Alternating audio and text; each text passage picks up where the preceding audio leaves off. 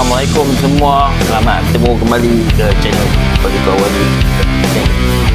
Simpang is better dalam TikTok. Hari ini saya nak cerita ataupun nak kongsi mengenai negeri Perlis. Lama saya tak cakap pasal negeri Perlis kan. Biasanya kalau dalam penulisan apa kan yang secara umum dan yang biasa yang popular, Perlis ni akan dikaitkan dengan harum manis, Pulau Perlis, banjaran-banjaran bukit yang cantik daripada segi pemandangan, tempat macam Arau, Tasik Melati, Gua Kelab, dan yang tak terkecuali macam Wang Kelian Viewpoint kan, ataupun Pintu Sepadan kan, Padang Besar. Yang tu kita akan selalu baca. Dan dalam media-media sosial macam Facebook, TikTok, banyak video-video pasal apa ni, guna makan, kedai makan apa semua yang memang top lah. Perlis ni kira semenjak, saya rasa dalam 5 ke 6 tahun ni memang cukup menjadi lepas PKP ni bagi saya satu rezeki yang diturunkan oleh Allah Ta'ala, Tuhan Yang Maha Esa ni, kepada orang Perlis, dan juga membuka peluang perniagaan dan juga pendapatan kepada mereka untuk buat homestay, jual makan apa semua. Dan banyak jugalah macam influencer-influencer seperti yang terbaru di Kumar Family kan, yang satu pasangan Malaysia US kan dengan Rachel tu, dia pemain Perlis. Sekarang ni dia petua, dia ada di negeri Perak kalau tak silap saya, bantu dia dari segi promosi negeri Perlis. Cuma pada kali ni, dalam video kali ni, saya nak cerita mengenai negeri Perlis daripada sudut pandang informasi batuan. Secara pengenalan, negeri Perlis ni sebenarnya dia berada di utara semenanjung Malaysia, negeri paling utara di negara Malaysia, sempadan dengan negara Thai. Dan negeri dalam Malaysia yang sempadan dia adalah negeri Kedah Darul Aman. So walau bagaimanapun, Perlis ni sebenarnya dia tapak negeri Perlis ni adalah berdasarkan kepada 4 formasi batuan, iaitu formasi Mat Cincang, formasi Setul, formasi Kubang Pasu dan formasi Cuping. Walau bagaimanapun, ada kajian-kajian yang terkini, ada lagi satu formasi yang dia ada berjumpa, ada tersingkap sikit, iaitu formasi Mahang. Tapi dia part tu yang utama seperti yang saya sebut tadi. Kalau daripada formasi Mat Cincang dengan formasi Setul, kita boleh tengok yang daripada banjaran Nakawan tu. Banjaran Nakawan tu yang banjaran yang panjang tu yang sampai ke Wang Kelian bersempadan dengan Setul ataupun Setui di negara Thai. So daripada Kuala Perlis tu, Bukit Batu Putih tu, ada Bukit Kondoi apa semua kan, bukit sampailah ke sempadan tu, itu adalah banjaran Nakawan. So kalau kita tengok pemandangan indah di Wang Kelian tu, itu adalah banjaran Nakawan daripada formasi Mat Cincang dan formasi Setul. Dan pembentukan itu adalah pembentukan KAS.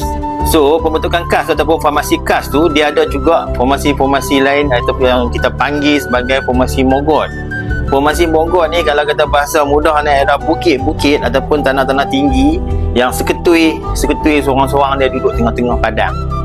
Kalau kita perasan tau, Bukit Cuping kan, Bukit Cuping, Bukit Keteri kan, kalau belah utara, belah darat tu, belah Tukayaman tu, itu adalah formasi yang kita panggil Mogot. Dia berada satu-satu dikelilingi oleh tanah yang, orang putih kita plain, tanah yang datar kot, tanah pamah, ataupun dalam istilah tu tanah alluvian. Alluvian ni dia macam tanah liat, dia campur pasir apa semua. Pembentukan formasi KAS Mogot ni dia bukan kata di Perlis saja, di Ipoh pun ada juga formasi Mogot, di belah-belah Baling pun ada juga. Formasi Kubang Pasu ni antara, kalau kita tengok map geologi tu, dia mendasari lah negeri Perlis.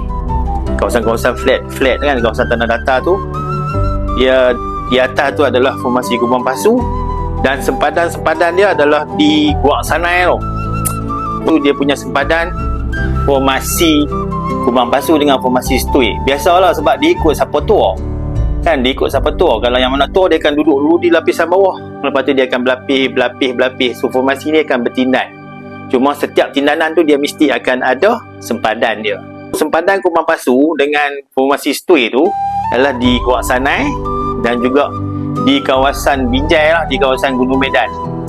Ada satu gunung di negeri Perlis, tapi tak apa tinggi lah. boleh naik jalan tak. So kadang-kadang orang pergi ambil gambar tengok pemandangan apa semua. Itu adalah Gunung Medan. Itu sempadan dia. Lepas tu Kubang Pasu pula, formasi Kubang Pasu pula, di bawah dia tu ada formasi Mahang sebenarnya. Cuma Bila dia tersingkap tu, dia berjumpa di Bukit Tuntung, di belah Ulu Pauh, belah Pauh. Itu adalah sempadan formasi Kubang Basuh dengan formasi Mahang. Yang saya katakan pada awal tadi tu, formasi Mahang tu adalah dalam kajian-kajian yang jumpai dia tersingkap. Dia ada sebutan batuan-batuan rijang. Itu saya tak akan bawa lah secara detail. Lagi satu, di Negeri Perlis ni, kita selalu tengok satu pemandangan yang cantik tau. Daripada satu point tu, seperti kita tengok di gambar tu, kita nampak Bukit Keteri, kita nampak Bukit Cabang dan bukit-bukit banyak kan, daripada kejauhan tu. Yang tu dia sebenarnya dalam geologi dipanggil formasi belakang naga. Kalau orang putih dia sebut Dragon Back Formation. Dragon Back Formation ni adalah satu istilah umum lah, bukan dia bagi kat Perlis saja.